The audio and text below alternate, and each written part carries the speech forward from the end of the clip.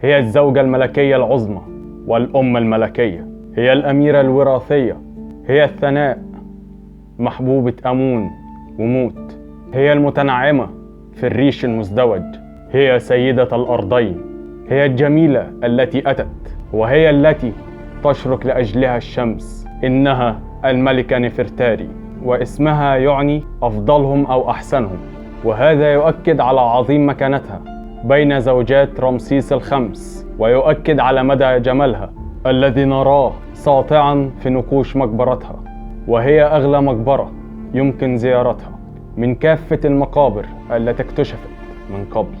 كان في بداية افتتاحها كانت التذكرة بتاعتها ب20,000 جنيه، بعد كده خفضوها ل1000 جنيه، وآخر حاجة خفضوها اللي هي بقت ب600 جنيه.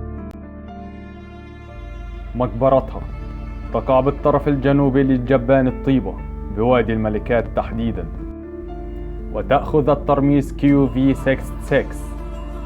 عثرت عليها بعثة إيطالية ترأسها إرنستو تشافاريلي عام 1904 ميلادية، وكان أهم ما عثر عليه بالمقبرة هو تابوت الملكة، والموجود حاليا بمتحف تورين بإيطاليا، وكذلك زوج من النعال الذهبية الخاص بها.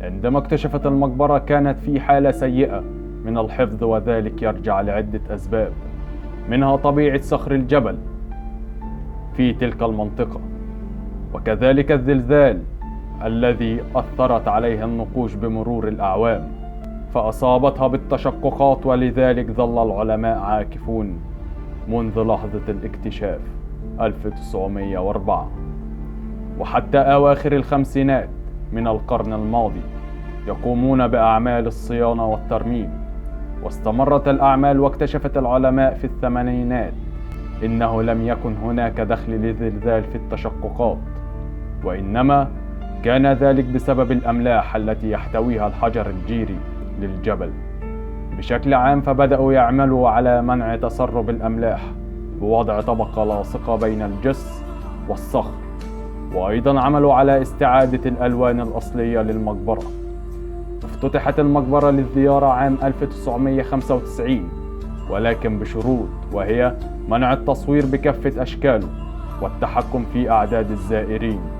إذن كانت الزيارة للمقبرة جماعية، وعلى الرغم من هذه الإجراءات إلا أن المقبرة أعيد إغلاقها مرة أخرى في 2003 لأنها تأثرت بسبب أنفاس الزائرين الرطبة والمحملة بالبكتيريا التي ساعدت في نمو العفن على السطح، ولم يتم إعادة فتحها للزائرين إلا عام 2016 إجراءات شديدة الوقاية للحفاظ على هذا الكنز الثمين من الاندثار. وربما هذه الصعوبات والترميمات المتتالية والعمل الشاق بالإضافة إلى روعة نقوش المقبرة التي ما زالت محتفظة بجمالها إلى الآن هو ما ساعد على ارتفاع سعر زيارتها لهذه الدرجة. المقبرة من الناحية المعمارية تبدأ بسلم حجري هابط من 18 درجة يؤدي إلى 3 حجرات في مستوى علوي، ثم سلم هابط آخر من 18 درجة أيضا يؤدي إلى حجرة الدفن و3 حجرات أخرى ملحقة بها، أي إن المقبرة تتكون من 7 حجرات. المقبرة من الناحية الفنية تمثل مناظرها الملكة نفرتاري في مناظر مختلفة مع المعبودات بالإضافة إلى بعض المناظر من كتاب الموتى.